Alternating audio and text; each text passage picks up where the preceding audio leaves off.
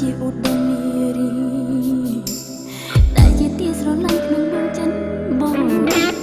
ចង់ខ្លាចជាខ្យល់សំរាប់ដងហើយចង់ធ្វើនេះជាកែវភ្នែកដ៏ស្លូតថ្លាចង់ខ្លាចជាដំណោះស្រាយបញ្ហាពេលបងមានទុក្ខក្នុងជីវិតពីនេះមិនអ្នកដល់សាញ់កំសត់ស្គាល់លេងបងបំផុតក្នុងដួងចិត្តរងចាំតតយ៉ាងក្តីអាណិតតួត្រៃចាំយូរអូនស្ម័គ្រជួយឲ្យញញឹមពេលដែលបងរីករាយអូនស្ម័គ្រធ្វើជាផែនដីឲ្យបងផ្ញើសង្ខារអូនគឺជាកម្លាំងចិត្តពេលរបស់ត្រូវការ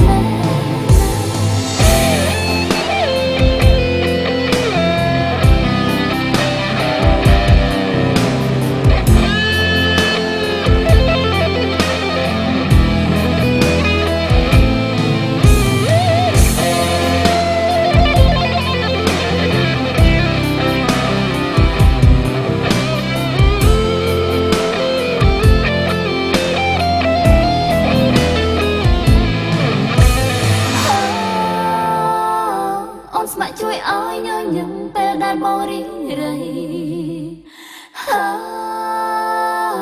អូនស្ម័គ្រធ្វើជាផែនដីឲ្យបងផ្ញើសង្ខារ